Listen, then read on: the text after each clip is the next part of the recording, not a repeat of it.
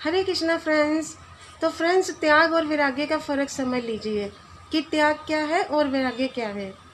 त्याग मीन्स छोड़ना। जैसे मान लो कि मैंने आज गुस्सा करना छोड़ा, मतलब हमने गुस्से का त्याग किया। जैसे मेरा ये दोस्त बहुत बुरा है, तो मैंने आज इस दोस्त को छोड़ दिया। लेकिन अच्छे दोस्तों का त्याग नहीं करना, अच्छे दोस्तों का संग नहीं छोड़ना है। बुरा दोस्त या कोई बुरी चीज़, उसको छोड़ देना है।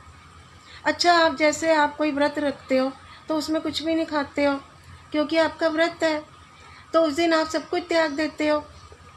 अब जैसे किसी ने मान लो बियर पीना छोड़ा, लेकिन उसने वो मन में तो याद आ रही है, पीते नहीं है, छोड़ दिया है, पर कभी कभी पीने की इच्छा अब होता है, इंसान है, मन है, तो ये हुआ त्याग। तो कभी भी ऐसा हो सकता है क्योंकि त्याग मतलब एक रिस्क। कोई चीज़ छोड़ी तो फिर से वापस आ सकती है।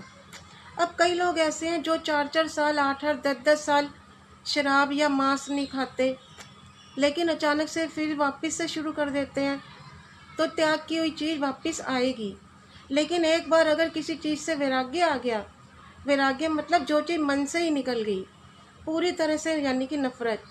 अब जैसे आपने कई बार देखा होगा कि डाइवोर्स होता है ना, तलाक, तो पति पत्नी एक दूसरे को छोड़ देते हैं, यानी कि त्याग कर देते हैं।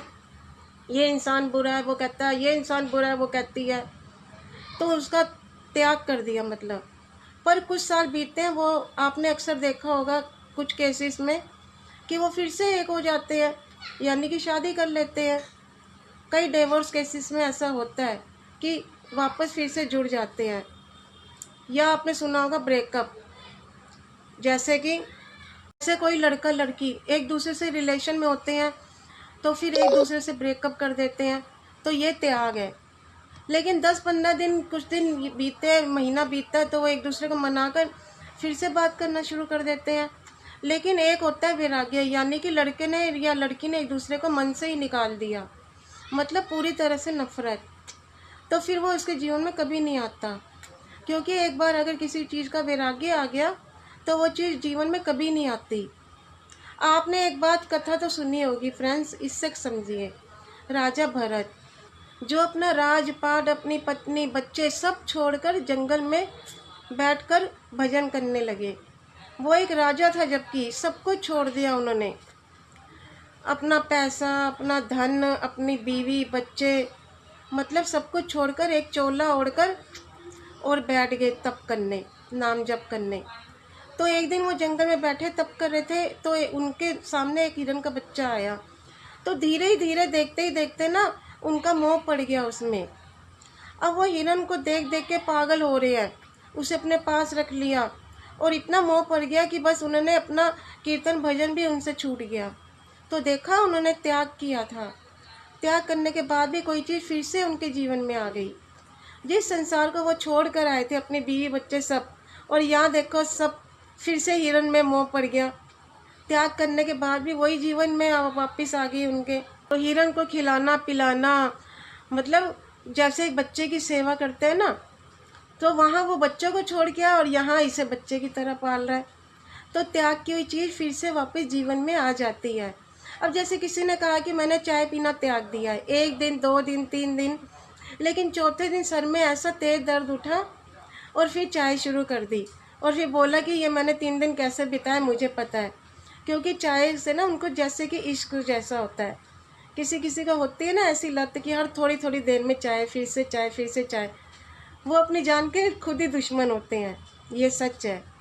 चाय बहुत नुकसान है अपने शरीर का। तो भरत महाराज ने त्याग किया तो सब चीज़ें वापस फिर से आ गई। सब चीज़ें मतलब हिरन आ गया, तो यानी कि मोह ये वगैरह फिर से आ गया। तो ऐसे ही धीरे धीरे मतलब इतने वो पागल हो गए, और आखिरी वक्त में भी ध्यान उनका करते करते हिरन का अपने प्राण त्याग दिए। क्या हुआ, अगला जन्म हुआ तो वो अगले जन्म में खुद ही हिरन बन गए। अब वो जन्म तो हुआ, उसके बाद एक जन्म फिर उनका हुआ, और इस बार उनका जन्म मनुष्य का हुआ और एक ब्राह्मण के घर में उनका जन्म हुआ। तो इस बार क्या हुआ, उनके जीवन में वैराग्य था, त्याग नहीं था। पहले भरत थे, फिर वो हिरन बने, फिर हिरन से वो ब्राह्मण के घर जन्म लिए, तो उनका नाम जर भरत पड़ा। अब वो जब जर भरत के जीवन में थे ना, जन्म में थे मतलब, तो वो किसी को देख भी नहीं रहे थे इस बार, क्योंकि उन्हें अपना पिछला सब कुछ याद था।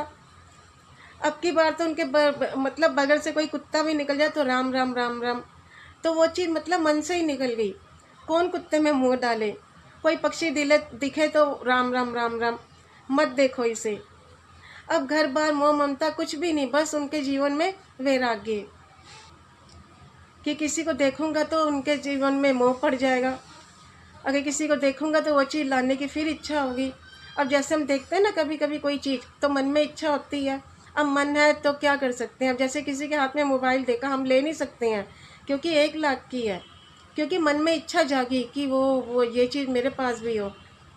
जितने ज़्यादा इस संसार को देखेंगे ना, तो वो चीज़ लाने की इच्छा होगी। तो देखा ना, जर भरत के जीवन में वैराग्य है। इस जन्म में उन्होंने वैराग्य ले लिया। जंगल में रहते थे, भजन कीर्तन करते थे, कोई संसार की वस्तु में मोह नहीं। तो यही उनका वैराग्य था। पहले उनका त्याग था, तो अब उनका वैराग्य है। हरे कृष्णा।